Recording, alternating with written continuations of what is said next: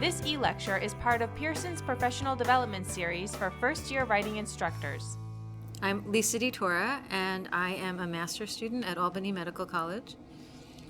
And I'm Risa Gorelick, and I'm the chair of the Research Network Forum. Well, Lisa and I are working on a book together on the rhetoric of food writing called Foodsumptions. And we have kind of looked at research and composition in a way of pushing the envelope. So how do you see research and composition? Well, I find it a little bit confusing to navigate because it's very difficult to identify what's in composition and what's outside of composition. And even if you look at the fields or the conferences that have a lot of composition material, for example, Popular Culture Association has a huge composition component there. And if you look at something like the C's, which is where we are sitting right now, there's lots and lots of stuff on popular culture and film and other sorts of things that you wouldn't necessarily think were composition and rhetoric. Right, and that's kind of why I looked to put this project together originally, so that we can explain to reappointment, promotion, and tenure committees how composition research is similar and different from other English studies research, in that we are much more broad, and I think we allow a lot more wiggle room than some other fields. Which is interesting because when I had a composition position, there wasn't a lot of wiggle room for the type of work I was expected to do in that position.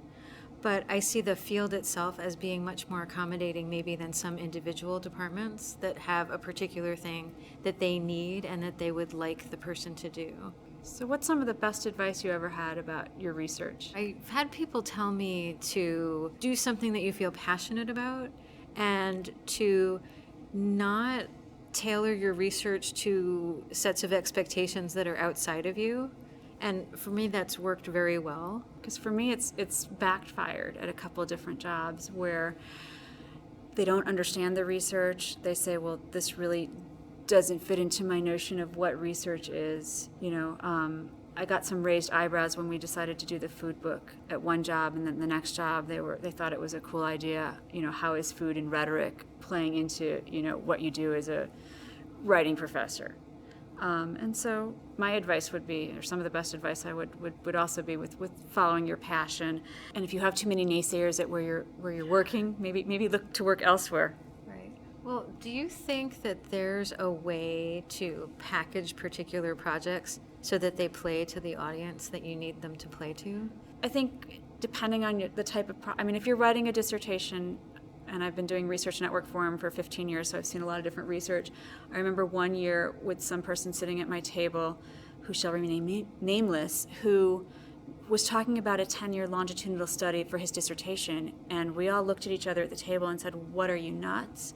You don't do a 10-year longitudinal study when you're working as a graduate student, because A, your funding will run out, and B, unless you're independently wealthy, this doesn't seem to make a whole lot of sense.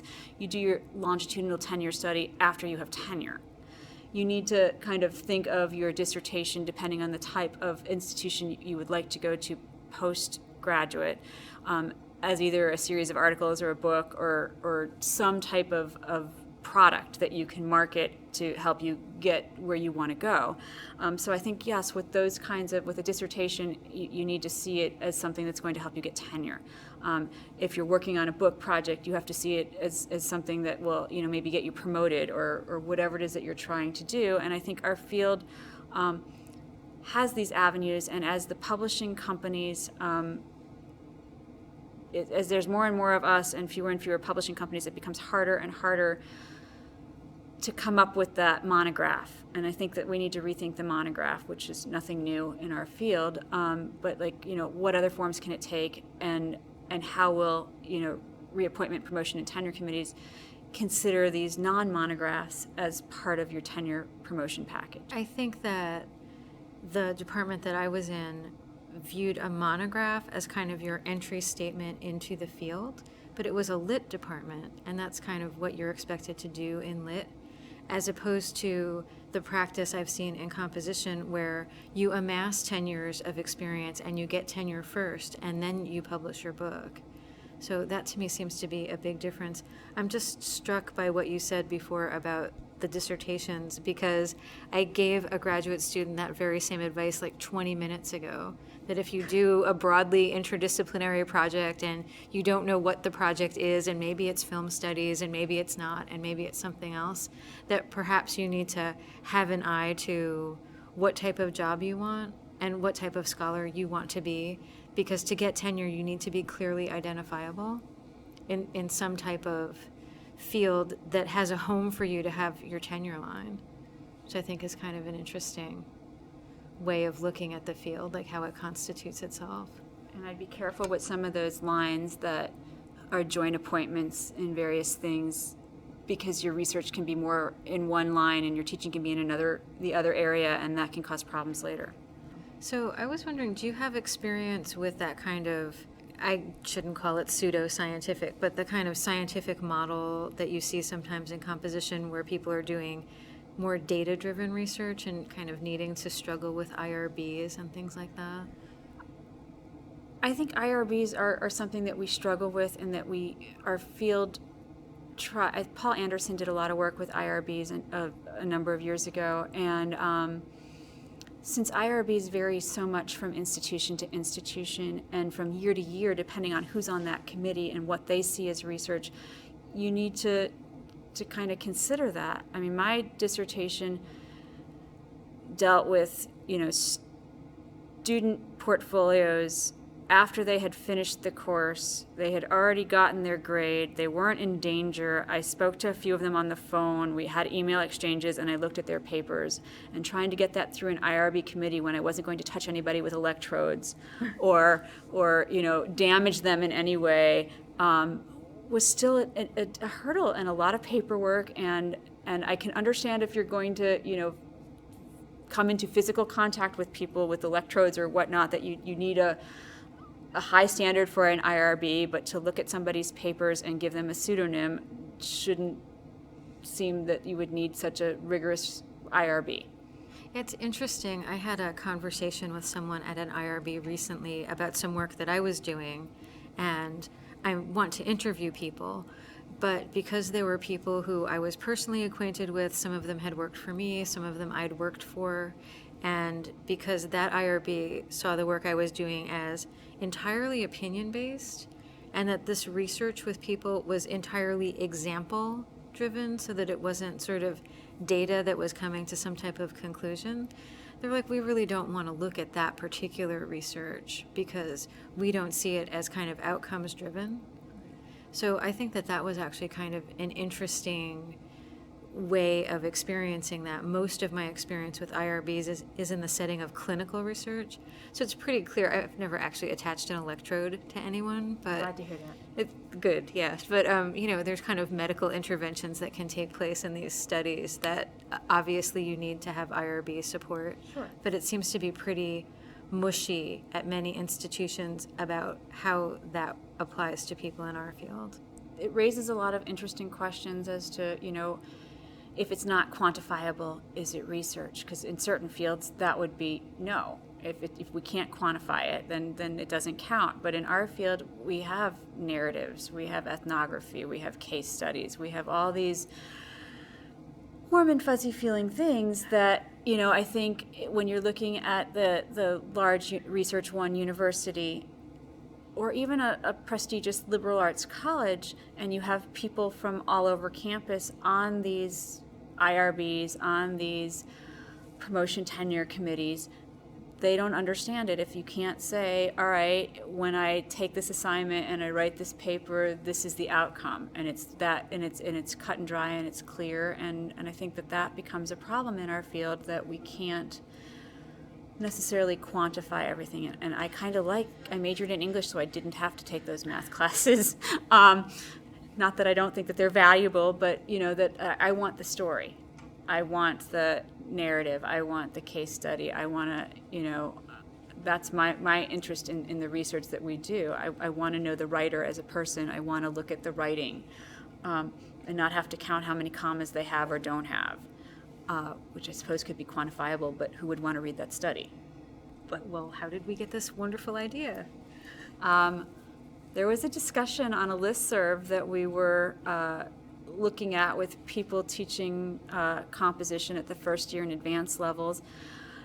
I think it was on the Writing Program Administration listserv, and we were kind of going back and forth with people sharing assignments and syllabi that looked at food and writing. And, you know, after a number of exchanges and a number of great syllabi and assignments, I put out a post saying, well, this sounds like a really cool topic for a book. Who's interested? And Lisa responded.